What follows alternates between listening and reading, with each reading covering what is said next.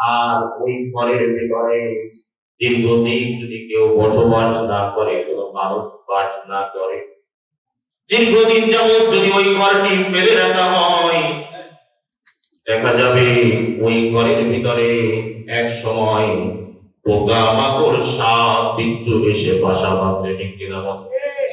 ঠিক তদ্রূপ ভাবে একজন মানুষের ভিতরে যদি কোরআনের শিক্ষা না থাকে, একজন মানুষ যদি কোরআনের ইলম অর্জন না করে, কোরআনের জ্ঞান যদি অর্জন না করে, ওই ব্যক্তি সাধারণভাবে জাগতিকভাবে যতই বড় শিক্ষিত হোক না কেন, ওই ব্যক্তি ডাক্তার হতে পারে, ইঞ্জিনিয়ার হতে পারে, ও মাস্টার্স পাস হতে পারে, বড় বড় ডিগ্রি সে অর্জন করতে পারে, কিন্তু কোরআনের জ্ঞান যদি অর্জন না করে, ওই ব্যক্তি হচ্ছে ফাঁকা ঘরের মতো। ফাঁকা ঘরের মধ্যে যেমন পোকামাকড় সাপ বিচ্ছু এসে বাসা বাঁধে, ঠিক তদ্রূপ ভাবে ওই ব্যক্তির মধ্যে শিরক নেপাকি যত অন্যায় অবিচার পাপাচার কাজ আছে, এইগুলো এসে বাসা বাঁধে। কোরআনের শিক্ষা যদি না থাকে, যত অন্যায় অবিচার পাপাচার কাজ আছে, ওই ব্যক্তির ভিতরে এগুলো এসে বাসা বাঁধে। কোরআনের শিক্ষা হচ্ছে মানব জাতি ব্রেক নিয়ন্ত্রণকারী। গাড়ির যদি ব্রেক না থাকে, এই গাড়ি কি কেউ নিয়ন্ত্রণ করতে পারে? আপনি অনেক টাকা খরচ করে একটা গাড়ি ক্রয় করবেন, লক্ষ লক্ষ টাকা ব্যয় করে একটি প্রাইভেট কার আপনি ক্রয় করেছেন, গাড়ি চালানোর জন্য দক্ষ ড্রাইভার নিয়োগ দেওয়া হলো, গাড়িতে সম্মানী ব্যক্তিবর্গদেরকে প্যাসেঞ্জার হিসেবে ওঠানো হলো। মনে করেন স্থানীয় যত বড় বড় ওলামায়ে কেরাম আছে, হক্কানি আল্লাহওয়ালা আছে, গাড়ির প্রথম যাত্রী হিসাবে আপনি তাদেরকে বসালেন। ড্রাইভারও দক্ষ, গাড়ির প্যাসেঞ্জার যারা আছে তারাও সম্মানিত পার্টি আল্লাহওয়ালা, কিন্তু গাড়ি ব্রেক নাই। এই ব্রেকহীন গাড়ি এই দক্ষ ড্রাইভার কি নিয়ন্ত্রণ করতে পারবে? কি সম্ভব?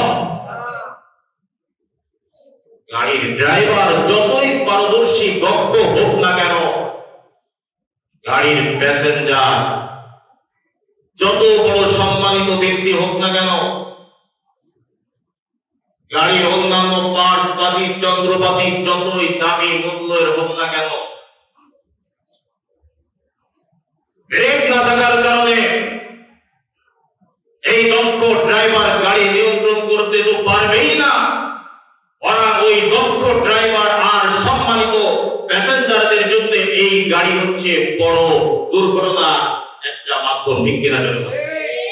যে কোনো সময় দুর্ঘটনা ঘটাবে।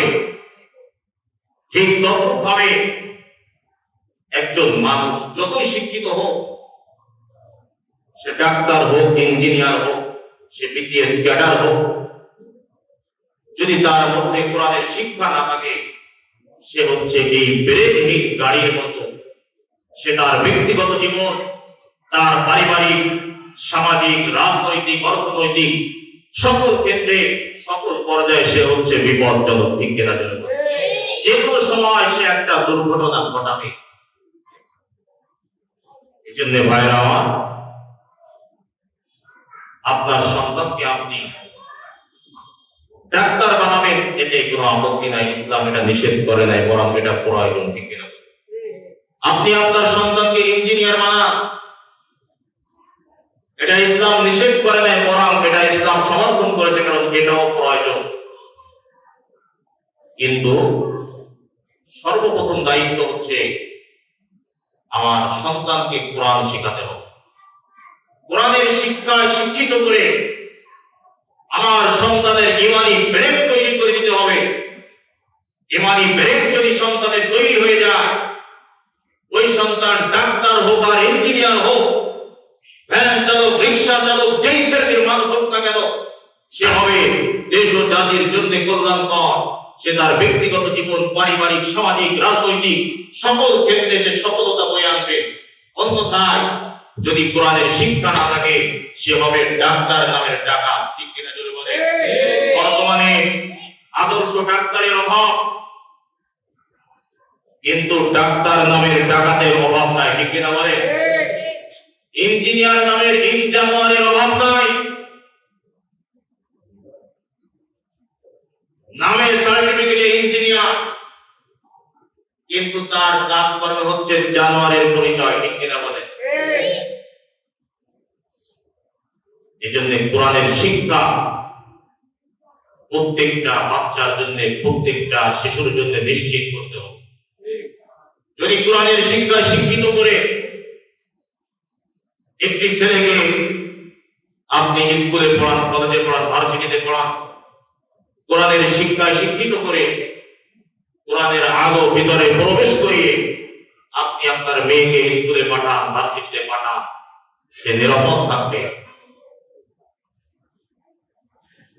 সে ইসলামের উপরে অটল অবিচল থাকবে। কিন্তু কোরআনের শিক্ষা যদি না থাকে, আপনার আমার ছেলে মেয়ে এমন দুর্ঘটনা ঘটাবে যার বাস্তব প্রমাণ গত কয়েকদিন আগেই আমরা পেয়েছি আনুষ্কা আর দেহানে অনৈতিক কার্যকলাপের মাধ্যমে। ঠিক কিনা জোরে বলে? এরকম অনেক ঘটনা আমার সমাজে ঘটতেছে। পুলিশ অফিসার মাহমুদুর রহমানের কন্যা ঐশী রহমান, সেও এর একটা বাস্তব প্রমাণ। কোরআনের শিক্ষা, দিনের শিক্ষা, দিনের বুঝ জ্ঞান না থাকলে কি হয়? জাগতিক শিক্ষা শিক্ষিত হলে কোরআনের শিক্ষার ব্রেক যদি না থাকে, কি ধরনের দুর্ঘটনা ঘটাতে পারে তার অসংখ্য বাস্তব প্রমাণ আমাদের সমাজে রয়েছে। এই জন্য ভাইরা আমার, পিতামাতা হিসাবে সর্বপ্রথম আমাদের দায়িত্ব হচ্ছে, যেই দায়িত্বে আমাদের সন্তানদেরকে আমরা লেখাপড়া করাই না কেন, সর্বপ্রথম কোরআনের শিক্ষা তাদেরকে দিতে হবে। আজকে দুঃখ লাগে, আমরা আমাদের সন্তানদের জন্য পিতামাতা হিসাবে আমাদের মাথার ঘাম পায়ে ফেলে পরিশ্রম করে যায় তাদের শান্তি সফলতার জন্য, তাদেরকে সুশিক্ষা শিক্ষিত করার জন্য। কিন্তু কোরআনের শিক্ষায় শিক্ষিত করার জন্য আমরা পরিশ্রম করি না, আমরা চেষ্টা মেহনত করি না। এই মেহনতের অভাব রয়েছে, যদিও করে সেটা পার্সেন্টেজে অনেক কম। আমরা অঙ্ক, ইংরেজি, জেনারেল সাবজেক্ট পড়ানোর জন্য প্রতি মাসে হাজার হাজার টাকা ব্যয় করি সন্তানদের পিছনে, কিন্তু সন্তানকে কোরআন শেখানোর জন্য, হাদিস শেখানোর জন্য আমরা মোটেও ব্যয় করতে চাই না। আর যারাই করে তার জন্য এখানেই করে, বলে যে কোরআন শরীফ পড়াবো, এত টাকা বেতন কেন? ওই কোনোভাবে একজন মৌলবি ডেকে আইনে 2-4-5 মাস পড়ায় 500-700 টাকা মাসে দিয়ে দেবে, এখানেই তো শেষ। কিন্তু অঙ্ক, ইংরেজি, জেনারেল সাবজেক্ট পড়ানোর ক্ষেত্রে আমরা অনেক সতর্কতা অবলম্বন করি। আমরা যাচাই বাছাই করে আমরা দক্ষ অভিজ্ঞ শিক্ষক আমরা নিয়োগ দিয়ে থাকি। অথচ কোরআন শিক্ষার জন্য আমরা এই চিন্তা চেতনা করি না, যার কারণে আমাদের সন্তানেরা সুশিক্ষায় শিক্ষিত হচ্ছে, অনেক বড় বড় ডিগ্রি অর্জন করতেছে, কিন্তু আদর্শ মানুষ তারা হচ্ছে না। আর আদর্শ সন্তান না হওয়ার কারণে সন্তান লেখাপড়া শিখে শিক্ষিত হচ্ছে, কিন্তু পিতা মাতার জন্য সেটা হচ্ছে দুর্ভাগ্যের বিষয়, সৌভাগ্য বয়ে আনতেছে না। কারণ কোরআনের শিক্ষা পিতা মাতাকে সম্মান করতে শেখায়, পিতা মাতার খেদমত করতে শেখায়। কোরআনের শিক্ষা ভাই ভাইয়ের মধ্যে সুসম্পর্ক তৈরি করতে শেখায়। কোরআনের শিক্ষা আলেমদেরকে সম্মান করতে শেখায়। কোরআনের শিক্ষা বড়দেরকে সম্মান করতে শেখায়, ছোটদেরকে স্নেহ করতে শেখায়। কোরআনের শিক্ষা সত্যর পক্ষে, মিথ্যার বিপক্ষে কথা বলতে শেখায়। কোরআনের শিক্ষা অন্যায়ের পক্ষে, ন্যায়ের বিপক্ষে কাজ করতে শেখায়।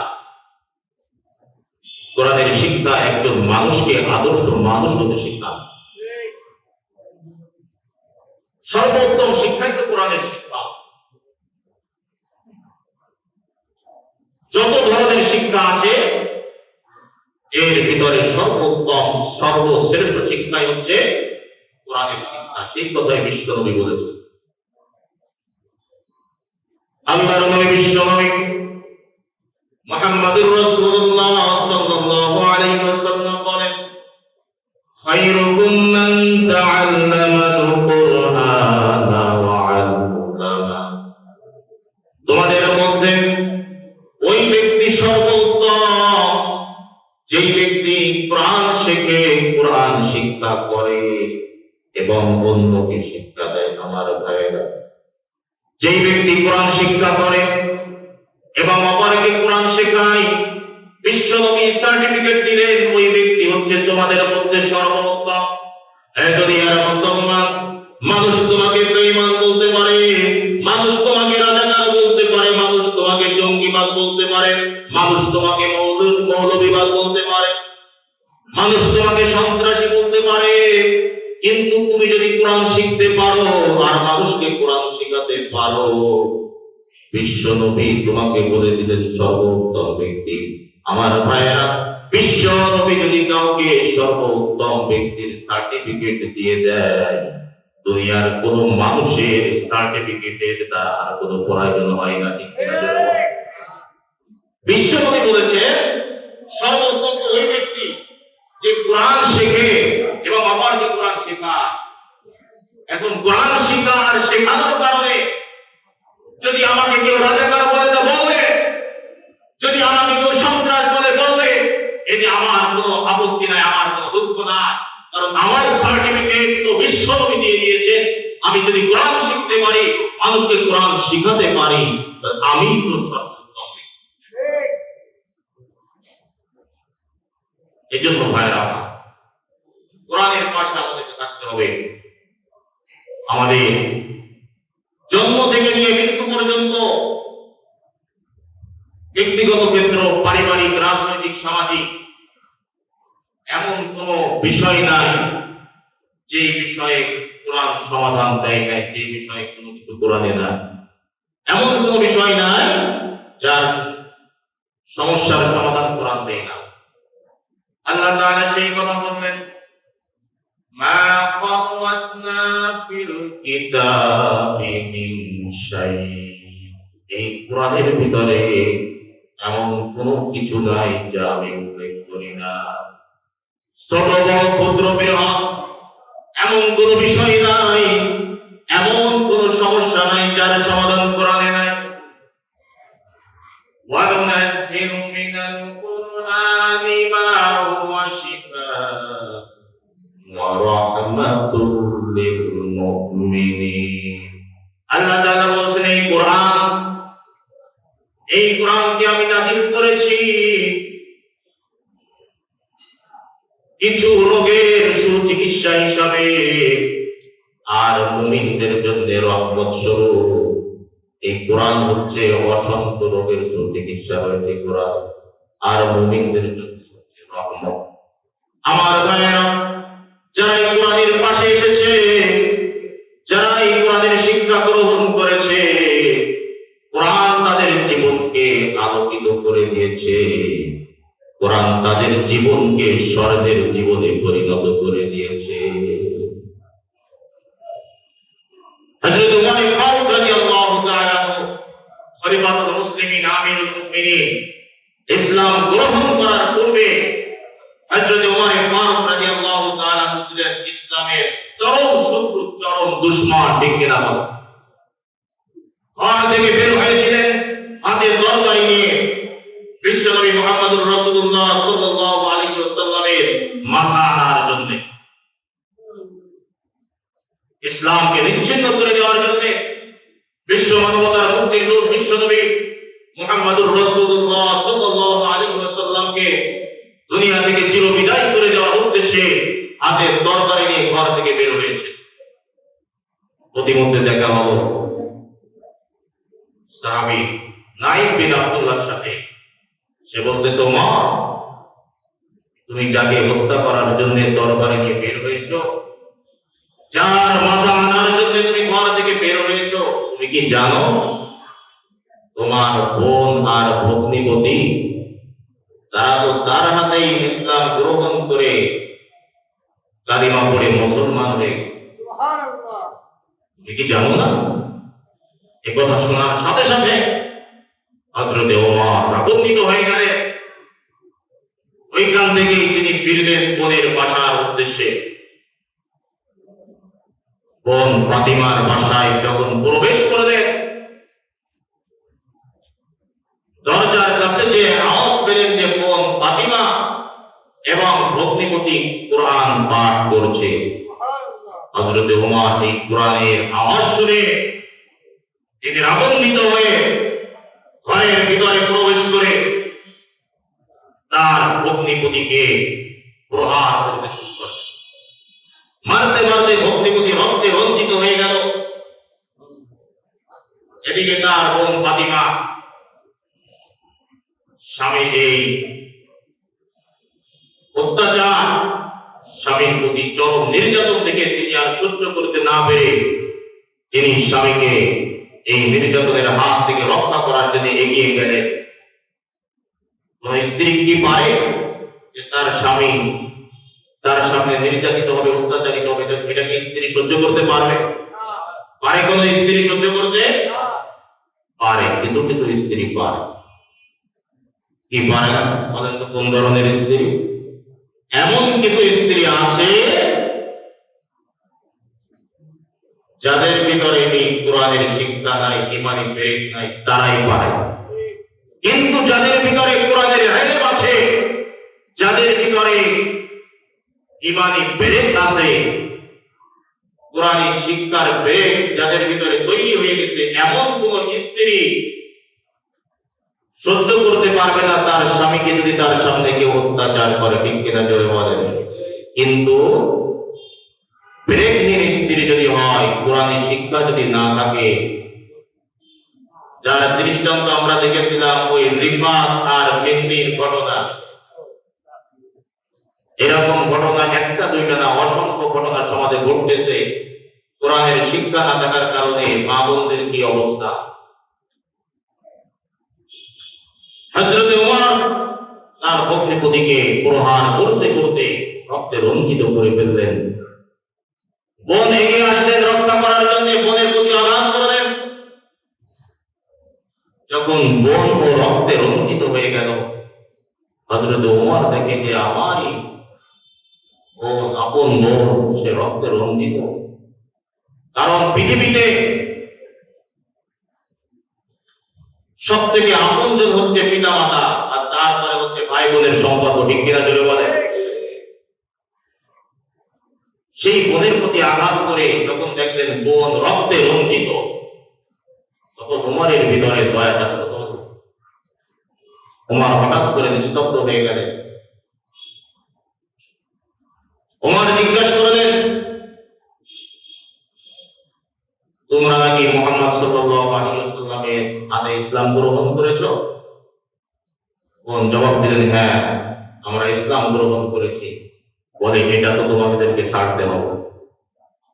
বোন বলল, ভাই, তুমি আমাদের প্রতি অত্যাচার নির্যাতন করতে করতে যদি একেবারে দুনিয়া থেকে চিরবিদায় করে নাও, যেই ধর্ম গ্রহণ করেছি সেই ধর্ম থেকে বিন্দু মাত্র আমরা পিছপা হব না, সেই ধর্ম ছাড়তে আমরা রাজি নই। ওমর বললেন, তাহলে তোমরা কি পাঠ করতেছিলে, কি পড়তেছিলে, আমার কাছে একটু দাও, আমি একটু দেখি। ওমরের বোন ফাতিমা বললেন যে, ভাই, এটা যদি তোমাকে পাঠ করতে হয়, তোমাকে সর্বপ্রথম পবিত্রতা অর্জন করে আসতে হবে, কারণ তুমি হচ্ছে নাপাক। লম্বা চওড়া ঘটনা সংক্ষেপে বলছি। হযরত ওমর গোসল করে পবিত্রতা অর্জন করে এসে এই কোরআনের পাতাটি হাতে নিলেন, কোরআনের আয়াতগুলো পাঠ করলেন। আর চিন্তা করতে লাগলেন এটা তো পৃথিবীর কোনো মানুষের ভাষা হতে পারে না। উমরের হৃদয় বলতে শুরু করলো। এদিকে ইতিপূর্বে বিশ্বনবী মুহাম্মদুর রাসূলুল্লাহ সাল্লাল্লাহু আলাইহি ওয়াসাল্লাম মহান আল্লাহর কাছে দোয়া করেছিলেন, ইয়া আল্লাহ, আপনি উমর ইবনে খাত্তাব অথবা আবু জাহেল দুইজনের যে কোনো একজনকে, যাকে আপনি বেশি পছন্দ করেন, তাকে ইসলামের জন্য কবুল করেন, যাতে ইসলামের শক্তি আরো বৃদ্ধি পায়। বিশ্বনবীর দোয়া কবুল হতে লাগলো। বিশ্বনবীর দোয়া কবুল হয়ে গেল। হযরত ওমর তার বোন এবং ভগ্নিপতির কাছে জিজ্ঞাসা করলেন যে এই কোরআনের ট্রেনিং, এই কোরআনের শিক্ষা কোথা থেকে দেওয়া হয়, কোথায় তোমরা পেয়েছো? বললেন অমুক জায়গায় আছে, আমাদের নবী বিশ্বনবী মুহাম্মদুর রাসূলুল্লাহ সাল্লাল্লাহু আলাইহি ওয়াসাল্লাম, সেখানে তুমি যেতে পারো।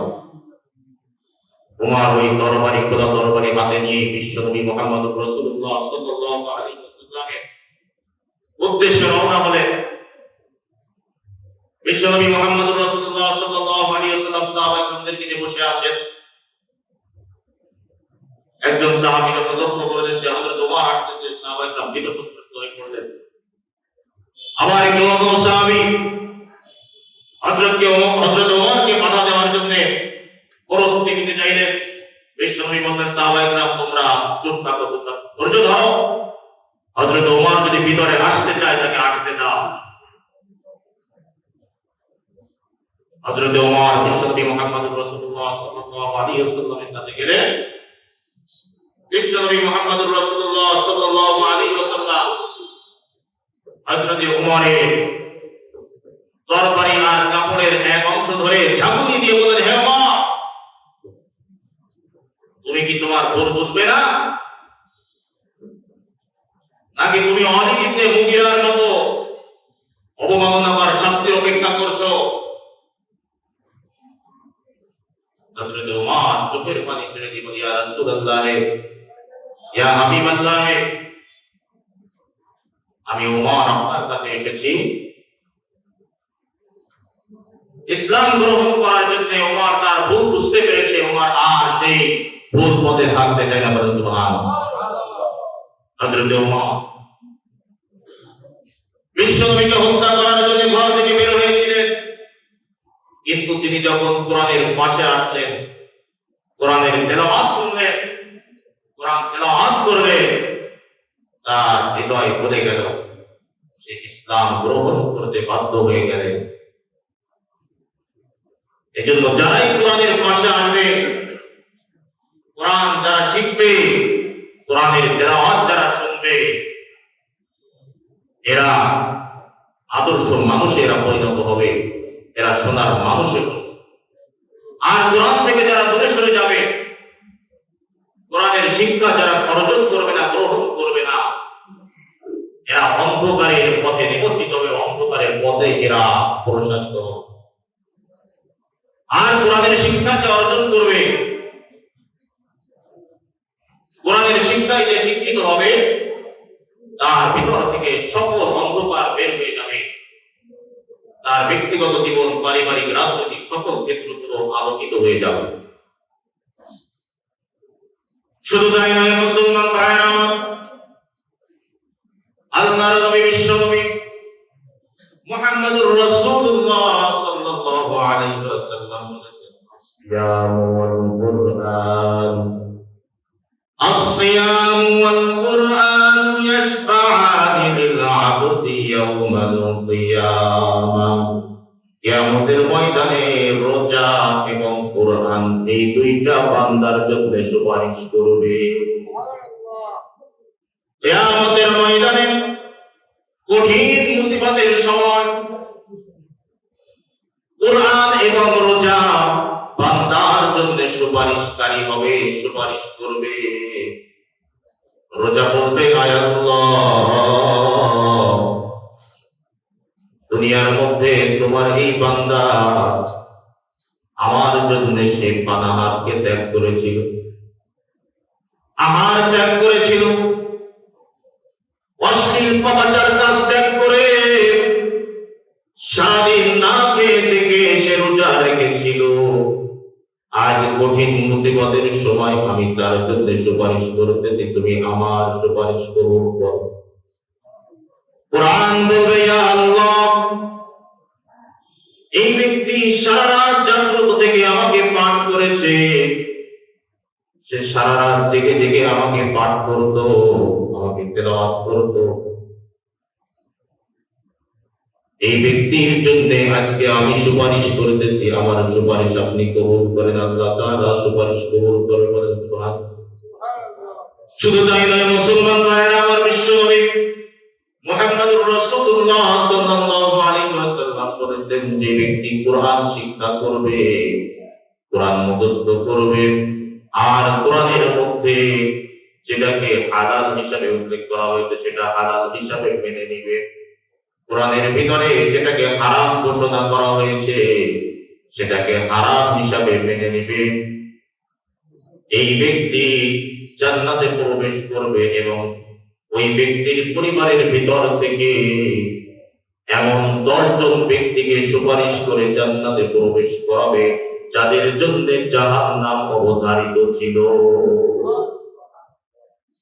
যদি কোনো ব্যক্তি কোরআন মুখস্থ করে আর কোরআনের ভিতরে যে বিষয়গুলো হালাল হিসেবে উল্লেখ করা হয়েছে সেই বিষয়গুলোকে হালাল হিসাবে মেনে নেয়, যে বিষয়গুলোকে হারাম হিসেবে উল্লেখ করা হয়েছে, নিষিদ্ধ করা হয়েছে, এই বিষয়গুলোকে হারাম হিসাবে মেনে নেয়, তাহলে ওই ব্যক্তি জান্নাতে প্রবেশ করবে। এবং তার পরিবার পরিজনের ভিতর থেকে এমন 10 জন ব্যক্তিকে সুপারিশ করে জান্নাতে প্রবেশ করাবে যাদের জন্য জাহান্নাম অবধারিত। এই জন্য আমার ভাই,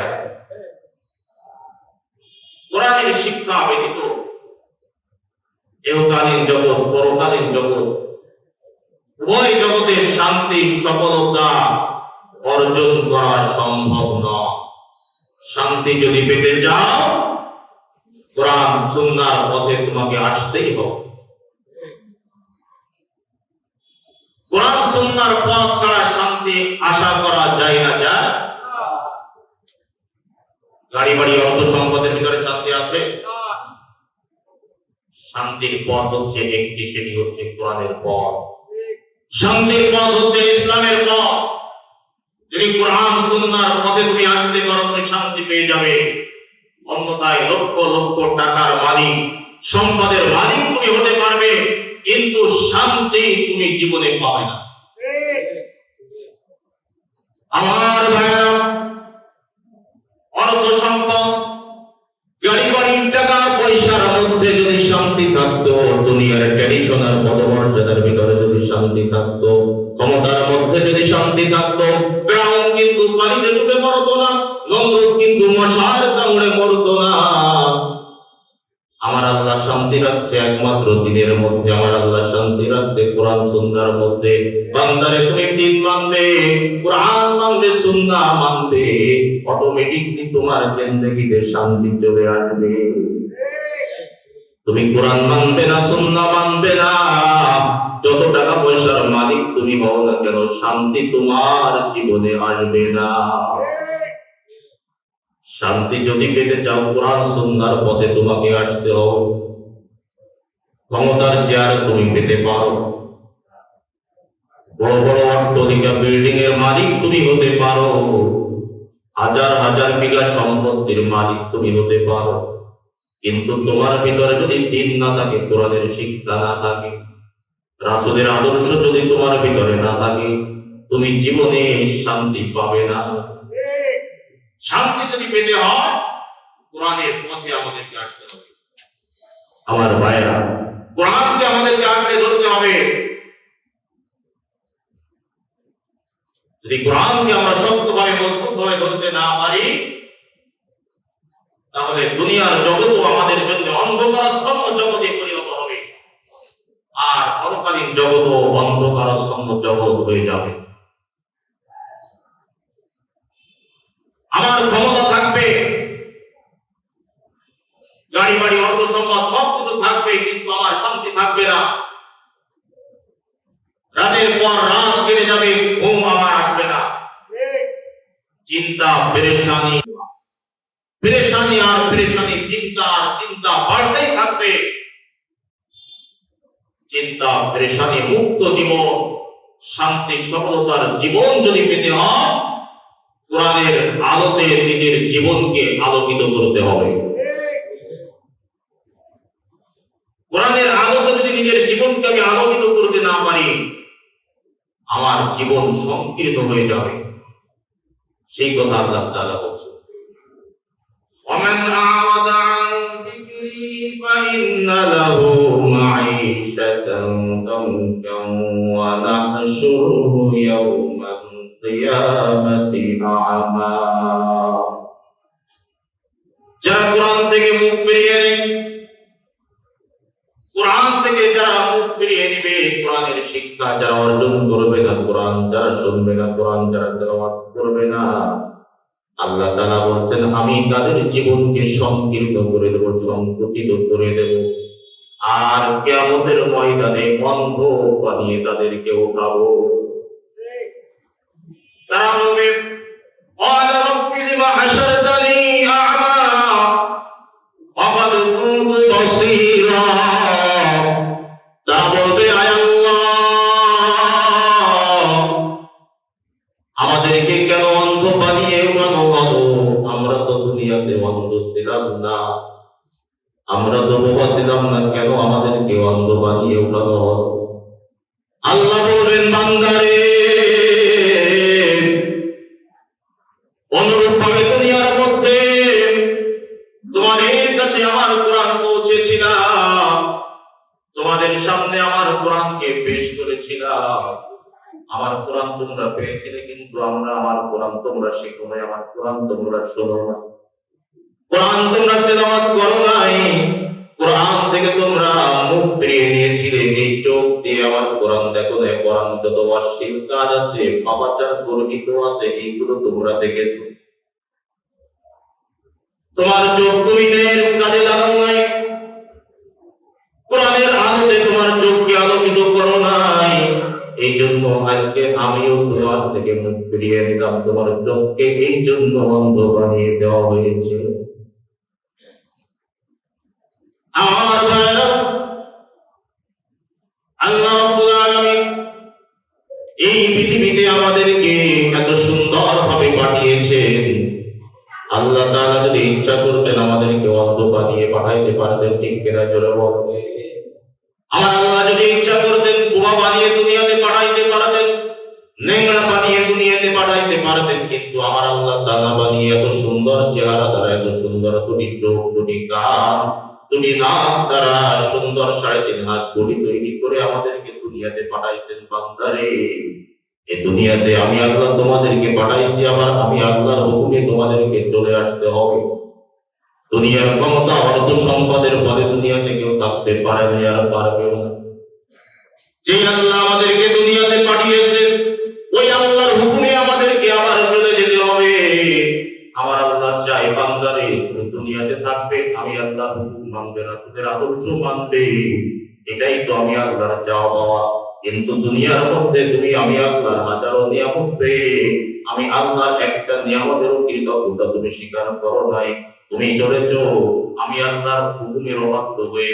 আমি আল্লাহ তোমাদেরকে ডেকেছি মসজিদের দিকে, আমি আল্লাহ তোমাদেরকে ডেকেছি কোরআনের মাহফিলের দিকে, কিন্তু তুমি তো আইছো বাজারের দিকে। ওই যে মসজিদের ভিতরে কোরআনের মাহফিল চলতেছিল, আর তুমি মসজিদে কোরআনের মাহফিল থেকে মুখ ফিরিয়ে নিয়ে তুমি চায়ের দোকানে বসে বসে আড্ডা দাও, টিভি সিরিয়াল সিনেমা নিয়ে ব্যস্ত থাকো, দুনিয়ার খেলাধুলা আর আড্ডায় তুমি মেতেছিলে। ওই যে কোরআনের মাহফিলে তুমি যাও নাই, কোরআনের মাহফিল তুমি চোখ দিয়ে দেখো নাই, কান দিয়ে শোনো নাই। এই জন্য আজকে কিয়ামতের ময়দানে আমি আল্লাহ তোমাদেরকে অন্ধ আর বোবা নিয়ে উঠাবো। কোরআনকে আঁকড়ে ধরতে হবে। কোরআনের শিক্ষা প্রত্যেকটা মানুষের জীবনে ঢোকাতে হবে। এই জন্যে কোরআনকে যদি আমরা আঁকড়ে ধরতে পারি, শক্তভাবে ধরতে পারি, তাহলে আমাদের ব্যক্তিগত, পারিবারিক, সামাজিক সকল ক্ষেত্রে শান্তি সফলতা আসবে। আজকে মুসলমান চারিদিক থেকে নির্যাতিত হচ্ছে, অপমানিত হচ্ছে, লাঞ্ছিত হচ্ছে, অপদস্থ হচ্ছে। আর একমাত্র কারণ হচ্ছে মুসলমান কোরআন থেকে দূরে সরে গেছে। ঠিক না? কোরআন থেকে দূরে সরে যাওয়ার কারণে চারিদিক থেকে মুসলমান অত্যাচারিত হয়, নির্যাতিত হয়। মুসলমান তো এক জাতি, আমাদের ধর্ম এক, সৃষ্টিকর্তা এক, আমাদের নবী এক, কিন্তু আমরা আজকে পরিণত হয়েছি অসংখ্য দলে দলে। ঠিক কিনা জোরে বলে? অথচ আল্লাহ তাআলা বলেছেন তোমরা পরস্পর ঐক্যবদ্ধ থাকো, বিচ্ছিন্ন হয়ে যেও না, কোরআনকে তোমরা শক্তভাবে ধরো। আল্লাহ রাব্বুল আলামিন বলেছেন ওয়াতাসিমু বিহাবলিল্লাহি জামিআন ওয়া লা তাফাররাকু। তোমরা আমি আল্লাহর রশিকে মজবুত করে ধরো, কোরআনকে শক্তভাবে ধরো, মজবুত করে ধরো। তোমরা পরস্পর বিচ্ছিন্ন হয়ে যেও না, পৃথক হয়ে যেও না। কিন্তু মুসলমান ভাইরা, আজকে মুসলমান জাতি দলে দলে বিভক্ত হয়ে গেছে। হিংসা বিদ্বেষে মুসলমান আজকে দলে দলে বিভক্ত। ঠিক কিনা জোরে বলেন? অসংখ্য দলে বিভক্ত মুসলমান, কেউ কারোর ভালো চোখে দেখতে পারে না। ঠিক কিনা জোরে বলেন? আলিয়া মাদ্রাসা ওয়ালারা তাবলীগ ওয়ালাদের ভালো চোখে দেখতে পারে না, কওমি ওয়ালাদের ভালো চোখে দেখতে পারে না, কওমি ওয়ালারা আলিয়া মাদ্রাসা ওয়ালাদের ভালো চোখে দেখতে পারে না। ঠিক কিনা জোরে বলেন? তাবলীগ জামাতের লোকেরা চরমুনা ওয়ালাদের ভালো চোখে দেখতে পারে না, চরমুনা ওয়ালারা তাবলীগ ওয়ালাদের ভালো চোখে দেখতে পারে না। এখন আবার দেখা যাচ্ছে তাবলীগের ভিতরে আবার দুই দল হয়ে গেছে, কেউ ওয়াজাহাতি, কেউ হিদায়াতি, লাগাও মারামারি। অসংখ্য দলে দলে বিভক্ত হয়ে যাওয়ার কারণে আজকে মুসলমানদেরকে মারার জন্য অমুসলিম আর কাফের মুশরিকদের আশা থাকতেছে না, মুসলমান নিজেদেরকে মারতেছে। এক ভাই আর এক ভাইকে মারে। ঠিক কিনা জোরে বলে? অথচ আল্লাহ তাআলা মুসলমান হিসাবে সম্পর্ক তৈরি করে দিলেন, ভাই ভাই হিসাবে।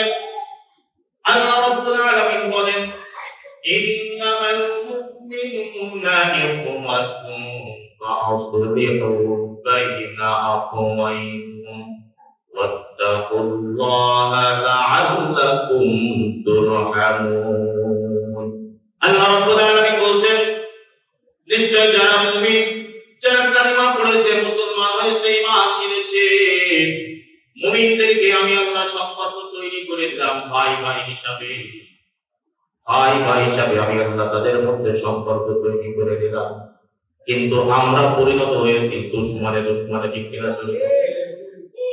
আমার আল্লাহ সম্পর্ক তৈরি করে দিয়েছেন ভাই ভাই হিসাবে, কিন্তু আমরা মুসলমানরা পরিণত হয়েছি একে অপরের দুশমন হিসাবে। শত্রু আর দুশমনে আমরা পরিণত হয়ে গেছি। আমার আল্লাহ বললেন আমি সম্পর্ক তৈরি করে দিলাম ভাই ভাই হিসাবে। ও দুনিয়ার মুসলমান, ভাই ভাই হিসাবে ব্যক্তিগত জীবন, পারিবারিক জীবন, রাজনৈতিক সামাজিক ক্ষেত্রে চলতে গেলে তোমাদের ভিতরে মনোমালিন্য তৈরি হতে পারে, মতভেদ মত পার্থক্য তৈরি হতে পারে। কিন্তু মনোমালিন্য, মতভেদ, মত পার্থক্য যদি তৈরি হয়ে যায়, কি করবে সেটাও আল্লাহ বলে দিলেন। তোমরা কি করবে? তোমরা পরস্পর ভাই ভাই হিসাবে বসে যাবে, তোমাদের সমস্যার সমাধান তোমরা করে নিবে। তোমরা পরামর্শে বসে যাও। যদি কোনো বিষয়ে মতৈক্য, মতভেদ তোমাদের ভিতরে তৈরি হয়ে যায়, তোমরা পরস্পর বসে তোমরা সমস্যার সমাধান করো, আল্লাহকে ভয় করো, তাহলে তোমরা আল্লাহ পাকের অনুগ্রহ প্রাপ্ত হবে। আমরা কি করি? যখন দুই ভাইয়ের ভিতরে দ্বন্দ্ব তৈরি হয়, এক ভাই বুঝতে শুরু করে যে ওই ভাইয়ের শত্রু এলাকায় কারা কারা আছে, তাদেরকে হাজির করে এই সুযোগে ভাইকে শায়েস্তা করতে হবে। আর এক ভাই খোঁজে যে ওই ভাইয়ের শত্রু এলাকায় কারা কারা আছে, ওই ভাই কোন দল করে, তার বিরোধী দলের লোকদেরকে ডেকে এনে এর বিচার করতে হবে। সমাধান হবে? সমাধান তো হবেই না, ওরা অশান্তি আরো বাড়বে। ঠিক কিনা জোরে বলে? অথচ ইসলাম বলতেছে ভাই ভাই হিসাবে যদি চলতে গেলে কোনো মতভেদ তৈরি হয়ে যায়, তোমাদের দুইজনের ভিতরে তোমাদের থেকে বেশি পরহেজগার, মুত্তাকি, দিনদার এমন একজন ব্যক্তিকে তোমাদের ভিতরে আমির নিযুক্ত করে তোমরা পরামর্শ করে সিদ্ধান্ত নিতে হও, সমস্যার সমাধান করে নাও। আমরা সেদিকে না, আজকে অসংখ্য দলে দলে আমরা বিভক্ত। আল্লাহর নবী বিশ্বনবী মুহাম্মদুর রাসূলুল্লাহ সাল্লাল্লাহু আলাইহি ওয়াসাল্লাম সাহাবায়ে-কেরামদেরকে বলেছিলেন, আমার সাহাবারা এমন একটি যুগ আসবে, এমন একটি সময় সামনে আসতেছে, যেই যুগে, যেই সময়ে আমার উম্মতদেরকে, মুসলমানদেরকে নিশ্চিহ্ন করে দেওয়ার জন্য কাফের মুশরিকেরা চারিদিক থেকে আহ্বান করতে থাকবে, ডাকতে থাকবে, যেমন নাকি দস্তরখানে আবার রেখে খাওয়ার জন্য একে অপরকে ডাকতে থাকে, আহ্বান করতে থাকে। সাহাবায়ে কেরাম প্রশ্ন করলেন, ইয়া রাসূলুল্লাহ, ইয়া হাবিবাল্লাহ, সেই দিন কেন হবে? সেদিন কি মুসলমানদের অর্থ সম্পদ কমে যাবে নাকি? বলে না, সেদিন মুসলমানদের অর্থ সম্পদ কমবে না, বরং এখনকার চেয়ে সেদিন মুসলমানদের অর্থ সম্পদ আরো অনেক বেড়ে যাবে। সাহাবায়ে কেরাম প্রশ্ন করেন, ইয়া রাসূলুল্লাহ, তাহলে কি মুসলমানদের সংখ্যা কমে যাবে? বিশ্বনবী বললেন, না, মুসলমানদের সংখ্যা কমবে না, বরং এখনকার চেয়ে মুসলমানদের সংখ্যা আরো অনেক বেড়ে যাবে। সাহাবায়ে কেরাম প্রশ্ন করলেন, ইয়া রাসূলুল্লাহ, তাহলে কেন মুসলমান চারিদিক থেকে নির্যাতিত হবে? কেন মুসলমানদেরকে কাফের মুশরিকেরা নিশ্চিহ্ন করে দেওয়ার জন্য ডাকতে থাকবে, আহ্বান করতে থাকবে? বিশ্বনবী বললেন, তখন আমার উম্মতদের মধ্যে, মুসলমানদের মধ্যে দুইটা জিনিস বেড়ে যাবে, দুনিয়ার লোভ বেড়ে যাবে আর মৃত্যুর ভয় বেড়ে যাবে। দুনিয়ার লোভ আর মৃত্যুর ভয়, এই দুইটা জিনিস বেড়ে যাওয়ার কারণে চারিদিক থেকে কাফের মুশরিকেরা, ইসলাম বিদ্বেষীরা, অমুসলিমরা মুসলমানদেরকে নির্যাতন করার জন্য আহ্বান করতে থাকবে। আজকে মুসলমানদের ভিতরে দুনিয়ার লোভ বেড়ে গেছে, মৃত্যুর ভয় বেড়ে গেছে। দুনিয়ার লোভের কারণে মুসলমানদের প্রতি আঘাত করছে, ঠিক কিনা জোরে বলে? যেখানেই দ্বন্দ্ব সেখানেই দেখবেন দুনিয়ার লোভ জড়িত, যেখানে অনৈক্য সেখানেই দুনিয়ার স্বার্থ জড়িত। একজন আলেম আরেকজন আলেমের বিরুদ্ধে কথা বলছে দুনিয়ার স্বার্থের কারণে, একজন মুসলমান আরেকজন মুসলমানের বিরুদ্ধে কথা বলে, হিংসা করে, শত্রুতা করে দুনিয়ার স্বার্থের জন্য, লোভের জন্য, হয়তো ক্ষমতার চেয়ার দখল করা, নাই তো দুনিয়ার কিছু অর্থ সংগ্রহ করা, ঠিক কিনা? এই ক্ষমতা, অর্থ, সম্পদ, দুনিয়ার লোভ বেড়ে যাওয়ার কারণে মুসলমান আজকে দলে দলে বিভক্ত, যার কারণে মুসলমান লাঞ্ছিত, অপদস্থ হচ্ছে। আরেকটা হচ্ছে মুসলমানদের ভিতরে মৃত্যুর ভয় বেড়ে গেছে, মুসলমান হক কথা বলতে চায় না, ঠিক কিনা জোরে বলে? মুসলমান চিন্তা করে, হক কথা, সত্য কথা যদি বলি তাহলে মায়ের খাওয়া লাগবে, আলেমদের পক্ষে কথা বললে জেল কাটা লাগবে, কোরআনের পক্ষে কথা বললে জেল কাটা লাগবে, ঠিক কিনা? এই ভয়ে মুসলমান হক কথা বলে না, কোরআনের পক্ষে কথা বলে না, ন্যায়ের পক্ষে কথা বলে না। এই দুইটা কারণে চারিদিক থেকে মুসলমান নির্যাতিত হচ্ছে, নিষ্পেষিত হচ্ছে।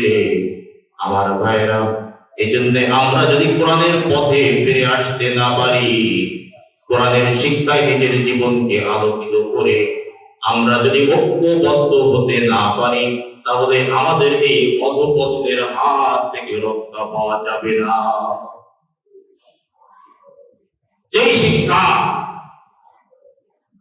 ছেলেকে মেয়ে শাস্তে শিখায়, মেয়েকে ছেলে শাস্তে শিখায়, এই শিক্ষাকে জ্ঞানীরা শিক্ষা না বলে জাতির জন্য বিষ বলেছেন, ঠিক কিনা জোরে বলে? কারণ শিক্ষায় জাতির মেরুদণ্ড। কোন মানুষের যদি মেরুদণ্ডের হাড় না থাকে বা মেরুদণ্ডের হাড় ভেঙে যায়, ওই মানুষটি কি সোজা হয়ে দাঁড়াতে পারবে? ঠিক তদ্রূপ ভাবে যদি শিক্ষা না থাকে, ওই ব্যক্তি, ওই জাতি কখনো প্রতিষ্ঠিত হতে পারে না, সফল হতে পারে না, সার্বিক দিক থেকে উন্নতি লাভ করতে পারে না। কিন্তু সেই শিক্ষা হতে হবে কোরআন সুন্নাহ ভিত্তিক শিক্ষা। কোরআন এবং সুন্নাহর শিক্ষা যদি আপনি আপনার সন্তানকে দেন, এরপরে আপনি আপনার সন্তানকে ডাক্তার, ইঞ্জিনিয়ার, যেই লাইনে আপনি পড়াশোনা করান না কেন, আপনার সন্তানের শিক্ষা নামক মেরুদণ্ড যখন ঠিক হয়ে যাবে, সে তখন একজন আদর্শ ন্যায় পরায়ণ ব্যক্তি হিসাবে সমাজের ভিতরে প্রতিষ্ঠিত হবে। ঠিক কিনা জোরে বলে? কিন্তু কোরআনের শিক্ষা না থাকার কারণে আজকে মুসলমানের মেয়ে স্কুল, কলেজ, ভার্সিটিতে পড়ে এমন চলাফেরা করে, তাদের আচার আচরণ চালচলন দেখতে মনে হয় এদের কাছে ইহুদি খ্রিস্টানদের ছেলে মেয়েরাও হার মেনে যাবে। ঠিক কিনা জোরে বলে? মাঝে একদিন আমি গল্লামারি থেকে বাসে উঠবো, বাগেরহাটে যাব। তো বাসের দরজার কাছে যখন গেলাম, দেখতেছি যে একজন দাঁড়। আমি মনে করতেছি যে একজন হৃষ্টপুষ্ট যুবক, একজন ছেলে হবে, প্যান্ট পরা, হাফাতা গেঞ্জি পরা, মাথার চুলগুলো কেটে একেবারে কাঠ পর্যন্ত, আরো অন্যান্য যা কিছু আছে তা মসজিদের ভিতরে ভাষায় আনা সম্ভব না। দেখে মনে করতেছি ছেলে। বললাম, ভাই একটু সাইড দেন, আমি একটু যাই। যখন বলছি ভাই একটু সাইড দেন, তখন আমার দিকে ফিরে তাকাতে দেখলাম এটা ছেলে না, এটা হচ্ছে মেয়ে। এবং গাড়িতে ব্যাগ আছে, ব্যাগে ভার্সিটির একটা লোগো আছে। বুঝলাম যে ভার্সিটি পড়ুয়া কোনো ছাত্রী হবে। বলেন, যদি ছেলে হইতো তো এই অবস্থায় মারা গেলে, যদি কোথাও অ্যাক্সিডেন্ট করে মারা যায়, মুখে দাঁড়িয়ে নাই, লেবাস পোশাক সব ইহুদি খ্রিস্টানদের মতো, তারপরেও পুরুষ যদি হয় তাহলে তো কাপড় চোপড় খুলে চিহ্নিত করার একটা ব্যবস্থা আছে। এই মেয়ে যদি মারা যায়, কোনো রাস্তাঘাটে খোদা না করুক, আল্লাহ না করুক, যদি মারা যায়, তাহলে একে চেনবে কিভাবে? এটা ইহুদি না খ্রিস্টান?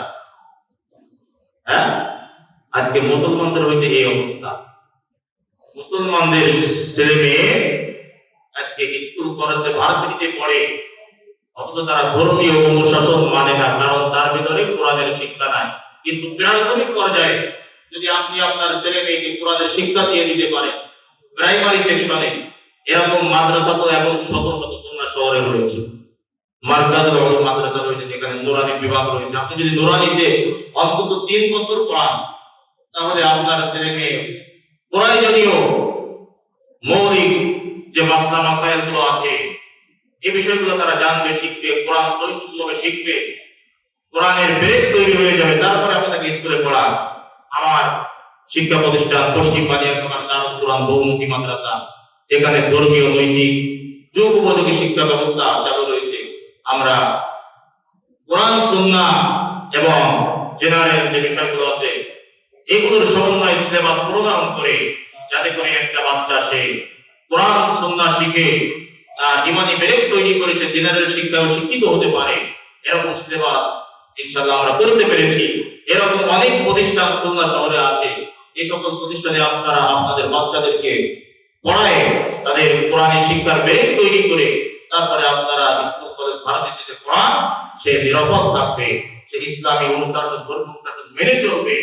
অন্যথায় সে মুসলমানের সন্তান শুধু নামে হবে, কিন্তু কাজ, কর্ম, চলাফেরা, উঠা-বসা সকল ক্ষেত্রে দেখা যাবে সব কিছু হচ্ছে ইহুদি খ্রিস্টানদের কালচার অনুযায়ী। হাদিস শরীফের ভিতর আসছে, মান তাশাব্বাহা বিকওমিন ফাহুয়া মিনহুম, যে ব্যক্তি যে জাতির অনুসরণ করে, যে জাতির অনুকরণ করে, সে হচ্ছে ওই জাতির অন্তর্ভুক্ত।